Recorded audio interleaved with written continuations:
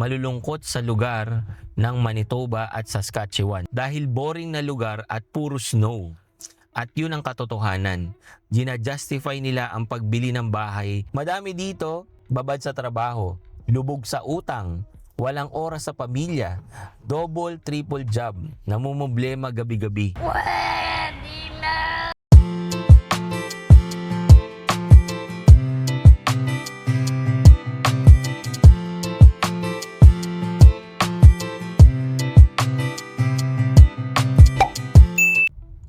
Hello guys, Nardino TV here and we are back with another video.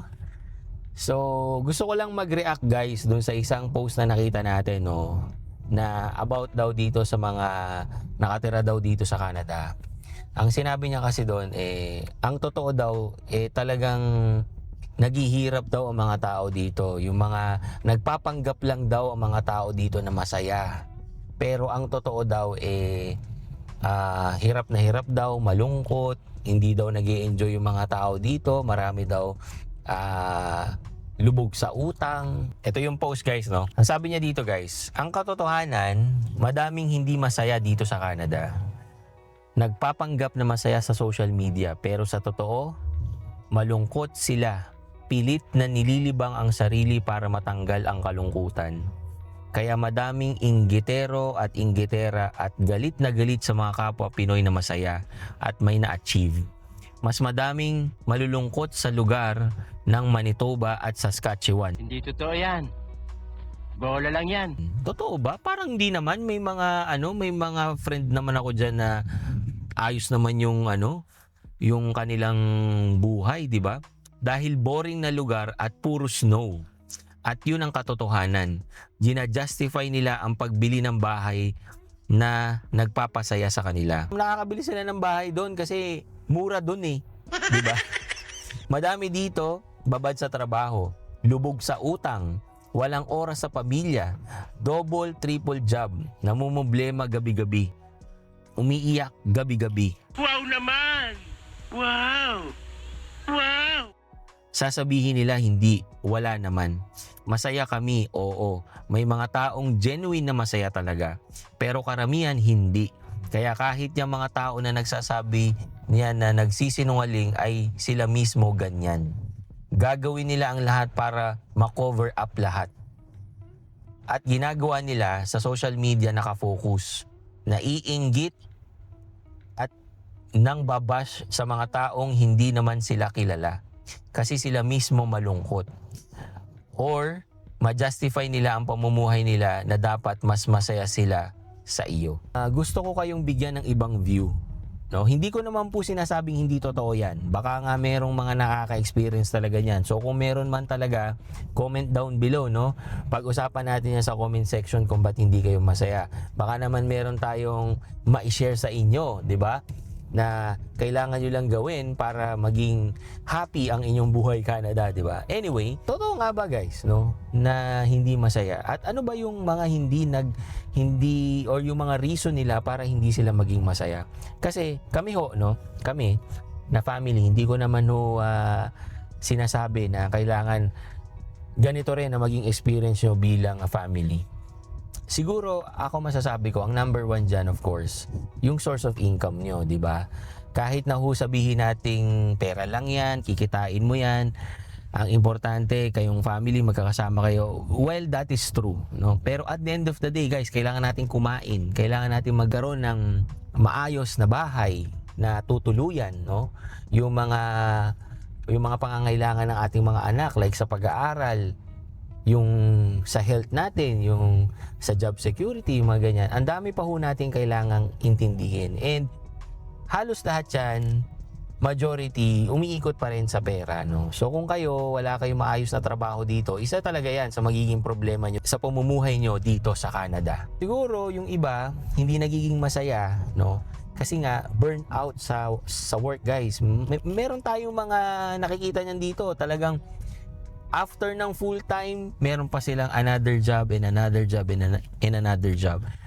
At ang ending nun guys, hindi na sila nagiging happy at nawawalan sila ng time sa family.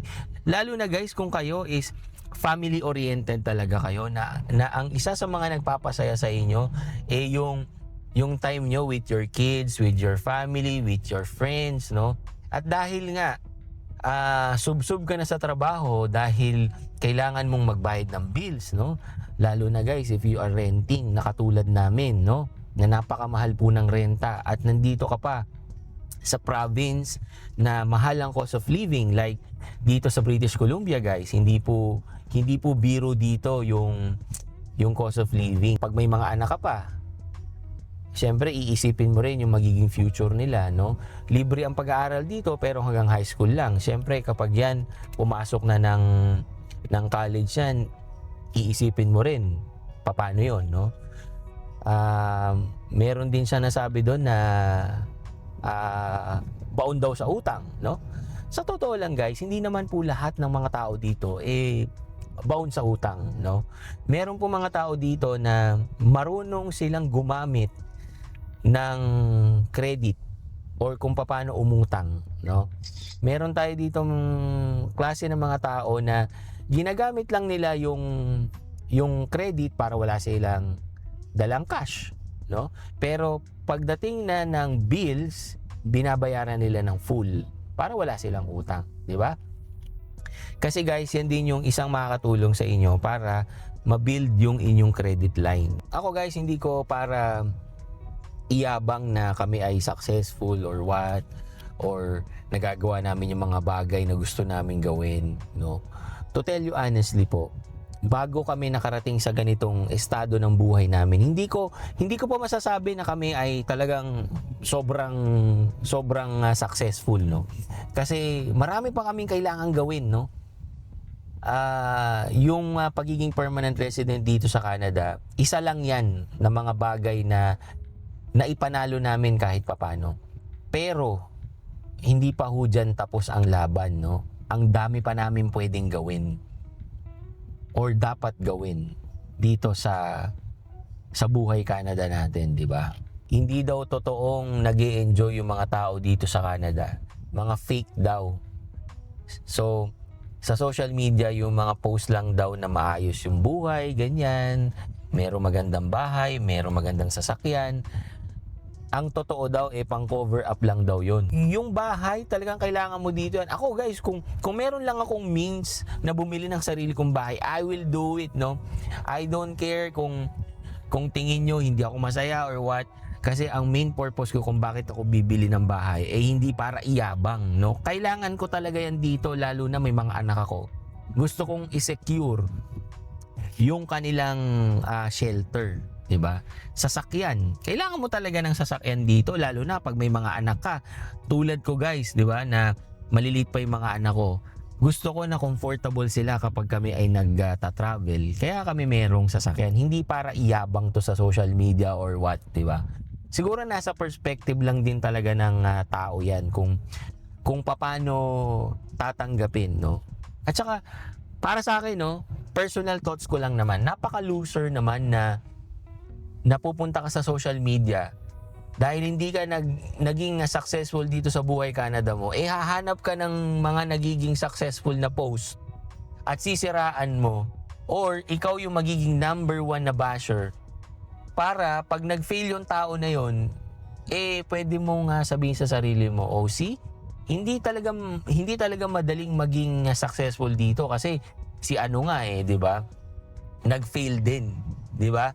Alam mo yung mga ginagawa natin noon. Ako nung ako ay nasa high school or something, na pag bumagsak ka sa isang exam, napakadaling tanggapin pag nakita mo na meron pang isang bumagsak, no? Imbis na maging masaya tayo na merong mga nakapasa, 'di ba? Sisiraan natin para ma-feel good tayo na tayo nag-fail. Hindi natin nakikita guys yung mga pinagdaanan nung taong naging successful na yon, na hindi ganun kadali, no? Nakabili ng bahay yan, nakakuha ng work yan, nakabili ng sasakyan, at naging maganda ang buhay dito sa Canada. Hindi dahil sa sinuwerte lang or what. Kasi guys, hindi naman lahat pinopost sa social media, no? Yung mga hirap na mga taong nakatira dito, bago naging successful yan, bago nakapag-shot ng picture yan, nung bahay nila, nung sasakyan, or kung saan man sila nakakapunta dito sa Canada, hindi natin nakikita yung hirap sa background, di ba? Na hindi naman lahat yan pinopost. Yun yung hindi natin naiintindihan bago tayo mambash or bago natin siraan yung mga tao na nakikita natin sa social media, no? So, hindi dapat yun maging justification at saka sayang sa oras yun, no? Pag nag-fail ka or hindi mo nakuha yung mga bagay na inaasam mo dito sa Canada or kahit saang country pa yan, hindi ba mas magandang i-analyze mo na lang yung sarili mo or yung situation kung bakit nangyari yun at do something about it? Kasi yung maghahanap ka pa sa social media at titingin ka doon ng mga tao na naging successful tapos mambabash ka, sisiraan mo, that is a total waste of time. Kasi at the end of the day, kahit i-bash mo ng i-bash yun, no? At naging failure din siya, wala naman tulong sa yun, wala naman bilang, no? Hindi ka naman yumaman. So, whether totoo yung post na yan, na talagang merong naghahanap ng ganyan sa social media, I don't think na napaka-practical na gawin yan. Kasi nga, wala namang bilang. Walang magiging tulong yan doon sa naging failure din dito sa Canada, no? Sana tayo maging maging proud tayo at maging masaya tayo dun sa mga na-achieve ng mga taong nakikita natin. Whether sa social media or sa kapitbahay natin, maging masaya na lang tayo, guys. Kasi baka hindi pa dumadating yung time natin at mas gusto rin natin na pag naging successful din tayo dun sa mga bagay na ginagawa natin, gusto natin na maging masaya lang yung mga nakakakita o yung mga nakakapanood nung success natin. At magiging inspirasyon pa tayo sa kanila. So wag natin silang sisiraan or wag natin silang sasabihan ng hindi maganda or what. May mga sarili-sarili tayong journey dito. Darating din yung time mo at pag dumating yun, guys, gusto mo na ang iniisip din ng mga nakakakita maganda at magiging masaya din sila. 'Di ba? Okay. So yun lang, guys. Thank you for watching and see you on my next video. Peace, guys.